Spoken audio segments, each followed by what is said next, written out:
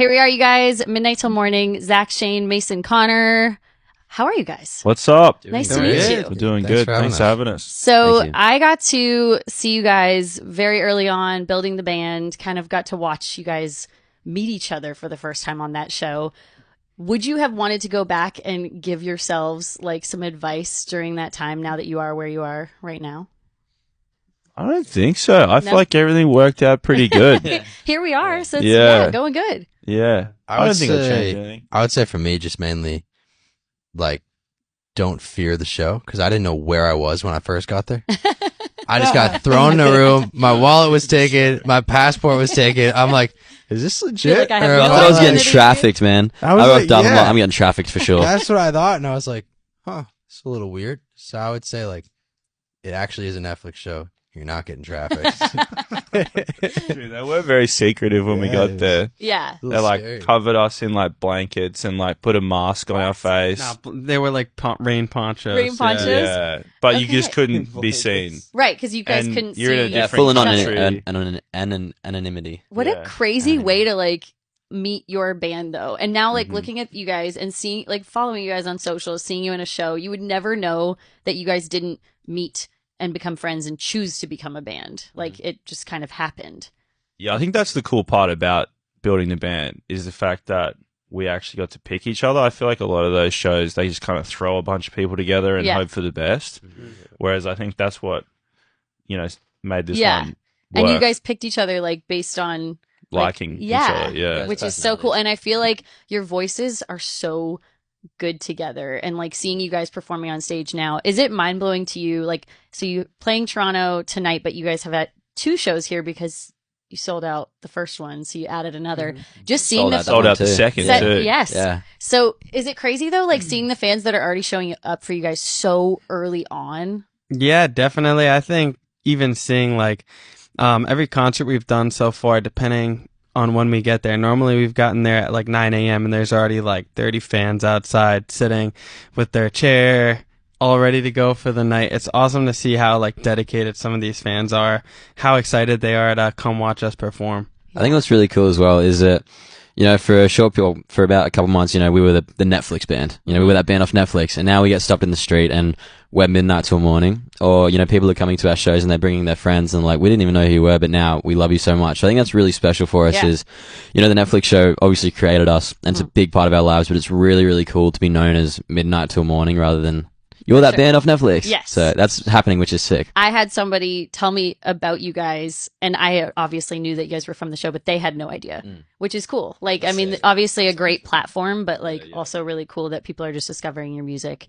Yeah. So you played a little Justin Bieber cover in Toronto. Yeah. We got to talk about the rapping. Ooh. I've been waiting my whole life for that moment. Forgot your lyrics. I'm a big JB fan. I'm a big JB fan. Yeah, Justin. And then...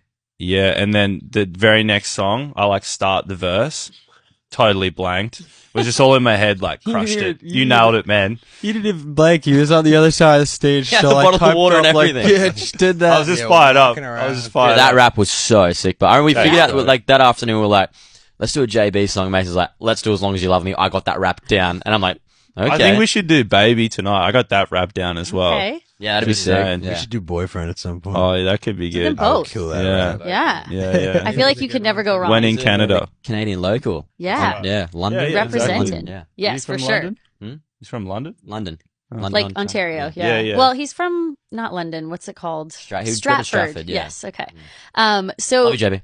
we love Justin. Call us, please. I mean, hey, getting on a Justin Bieber tour one day would be kind of cool. Hell yeah. That'd be sick. We're down. Yeah. Hit us up. I could see that happening. We all slid in his DMs the other day. You Yeah, did? we did. He put up a story and it was like, any artists want to work with me in LA, like send me a DM right now. The funniest thing is I was talking to the boys and I was like, oh yeah, by the way, I DM'd Justin Bieber. And Connor's like, wait, me too. He's like, did you see the same post I did? Mason's like, I also DM'd him. When did this happen? I That's never so DM'd funny. Did you DM Justin Bieber? Did never anyone even saw DM it. him from the band page or just personally? Should have, eh? No? It was all just from our personal. Personal- I love that we didn't tell each other. probably- Yeah, all so said funny. like the same. I didn't Exactly. even know Hey this man, ever I'm in a happened. band. We're pretty good. We're called midnight to morning. We'd love to work with you one day. Well, maybe cover Baby or something tonight and then send him Yeah, from the Baby's the band. shout for Yeah, I think tonight. Yeah, Let's give him do a it. shout out. You guys also, of course, when the show was happening, we talked about this with Liam Payne obviously being a huge part of the show and a mentor to you guys. And then you also doing a cover to honor him. What has that been like, just having had that experience with someone that's been in your shoes and really experienced what it's like to be a new band and getting to know each other on the road? Yeah, it's super special. You know, we do the cover every night, obviously because we hold Liam in such a massive part, you know, of our lives and our hearts. But we know that the fans hold him in a really special part of their hearts as well, because we know how much he meant to them. Yeah. So I think, yeah, all in all, we do it. You know, we do it for him. We want his like entire legacy to live on forever, because he's just one of those people where you have those people in your life where you just never ever, they're just immortal pretty much. Like you just never think about the inevitable. Mm-hmm. And we just know how much he means to the fans and how much he means to us. So when we organized the tour, we knew that we wanted to kind of bring him along with us for the whole tour, because yeah, the things we learned from him on the show, and I think the things that we saw him do, you know, throughout his life is obviously something that we want to achieve as well.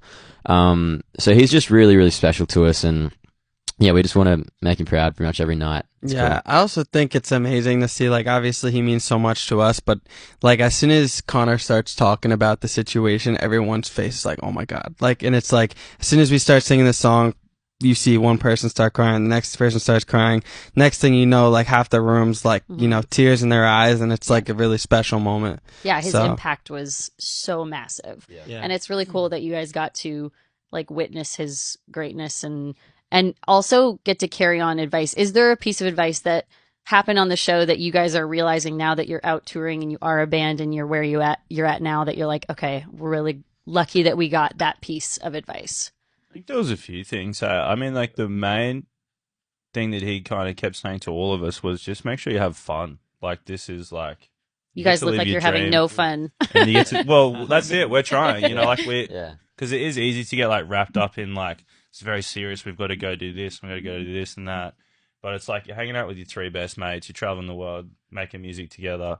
Like, enjoy it. It's also easy when you're like actually up there performing to kind of Mhm. just black out, and you end Yeah. up just like going autopilot because it's a mix of whether it's nerves or you're just like so amped up to be up there. Sometimes it's just going through the motions. Mhm. And yeah, I mean, ever since he said that, I kind of just take a minute to look around, look at the audience, and Yeah. so I can actually remember every show Yeah. rather than just being like, oh, what show did that happen at? I don't remember. Yeah. So, Because you don't even know what day it is. We were just Yeah, talking about pretty that. much. Yeah. You guys are so busy. And it's cool just to see, like, off of that show, you guys have an album out already. You're already touring, and the fans that are showing up. What's been, like, the most mind-blowing fan experience? Is there one that kind of sticks out that you've had an encounter with a fan? I did a Sure, there's gender. a I did a lot. gender reveal. You did a gender reveal? I did a gender That's reveal. cool. Yeah, it was in Philly, and we went outside after the show, and there was this big gate, and there was about 200 people, and someone just passed me their phone and like, can you like tell me what baby I'm having? I'm like, all right, I will. And I had like little baby girl on there, and I'm like, you're having a girl, and everyone went crazy. But that was sick. That's That was so awesome. cool. Yeah. You guys also, I was parking in like the underground parking garage. I'm like just keeping an eye out to see if you guys were maybe going to be singing in the corner of a parking garage because I saw the video of you guys the other day. What's like the weirdest place that you guys have done like a social media video? We did one in the subway the other day. That was pretty cool. The New York subway. Yeah, New York Oh, subway. okay. Good. That's a busy place. Yeah, it was cool. That was really fun. I don't think it's the locations that are weird. I think we're just weird. Yeah. We do weird. We've done a podcast and a pop up in a laundromat. Mm. Oh, So- I saw that. Yeah, that's really cool. that's cool though. Yeah, but everyone's like, why are you doing it in a laundromat? And we're like, it's cool. Why not? Yeah. Did you bring the giant inflatable eyeballs We with you? didn't. No. we brought them to the They're laundromat. really heavy. They're really heavy. huge. Yeah. massive. They were at the laundromat with us. They but- were? or we brought like a couple. Are they like those ones that you can like I'm sure you guys body checked each other with Yeah, them. we Oh, did. yeah. At the end, we did You can it see so it's they gonna were. be If you- Yeah. I think there's like a behind the scenes on YouTube. Also- Check it out. You see Connor get just smoked. Yeah, it's actually in the music video, the Navy Eyes music I'm the video. littlest one. So Yeah, you're okay though. You survived. Okay, So let's talk about the song "Bye," which is so good. So Benson Boone, I noticed, is a songwriter on that. Was that song sent to you guys, and then did you guys was like Benson singing the demo for it? That's cool. We were sent that one like 2 weeks after we came off the show. Okay. We were all in Australia, and we were just listening to it. We didn't know it was Benson, but we were just scrolling through like some like pitch tracks. Yeah. And we heard Benson's voice, and we're like, "Is that Benson Boone?" Turns out it obviously was, and then it was just unfinished, so we went through. We wrote like a new section. We made some tweaks, switched up the arrangement a bit, and yeah, it's so good. Is there a song that you've performed live that when you put it out on the album, you're maybe surprised that like fans know it maybe more than others, or like that has connected with your fans? I think all of them, honestly. Like, you know, like we sing all of the songs on our EP at our performances, and sometimes I'll just like pop out in an ear and be like holy crap, like everybody is singing this. And sometimes it's like a song that I didn't think maybe would be the favorite on the album, but like our fans really like love all of our music, you know. I think unreleased stuff as well. A lot of our set consists of some unreleased tracks.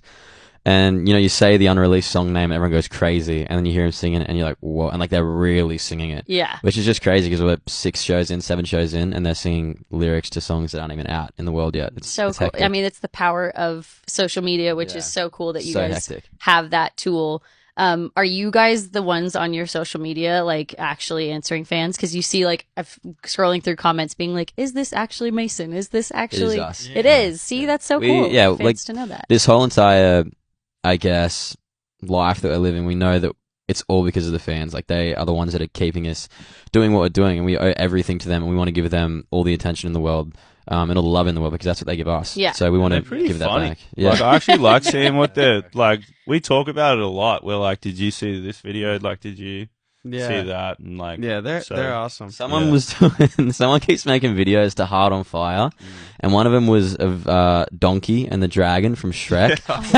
And then, you know, like that scene in Toy Story 3 when they're going into the Inferno to die. Yeah, that was rough. Someone put Heart on Fire over that. I'm like, I saw that. I haven't even seen that. Dude, I'll show you when we get back. They're so good. I love them. I think my favorite part of responding to comments so far is just the fact that, like, on TikTok, if you engage with a video, that video is all you get.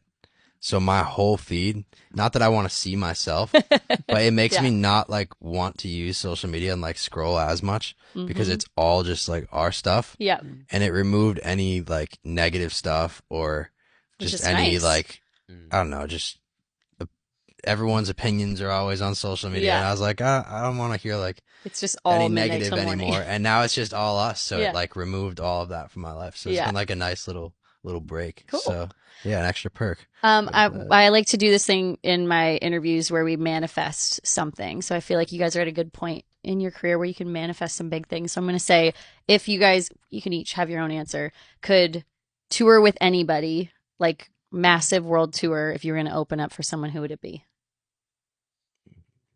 That's a hard one. I'm going to say JB. All right, I like that. Justin Bieber. Yeah. It's not a bad choice. Yeah. Can I just manifest playing Rogers Stadium here? Sure. That's my manifestation. Rogers Stadium, Canada. They play Blue Jays playing there. Rogers Center, That's a good manifestation. Let's go JB at Rogers Stadium. Oh, all right. Okay. My favorite food. I don't know. I would say maybe it's weird because I feel like we have so many different inspirations, but I love the Fray. I think the Fray is awesome. It'd be super cool. Awesome to do some stuff with them. Yeah, I mean, it's definitely not our vibe, but like I love Chris Stapleton, but I couldn't see us like opening. You never Chris know. Stapleton. Could be a festival. Could be a festival. Yeah, one day. exactly. Yeah, I mean. Yeah, I think that's what's so cool about you guys and watching you guys in the show, learning that about each other, is that you grow up with completely different musical inspirations, some the same, but like that you guys can kind of mesh all of that together into one. Yeah. So I'm a big Chris Stapleton fan, so maybe one day it'll happen. We'll look back at this moment and be like, hey. No matter what, I'd love to meet him. Yeah, that's so cool. All right, well, thank you guys so much. Midnight Till Morning. Thank you for having us. iHeart Radio Canada.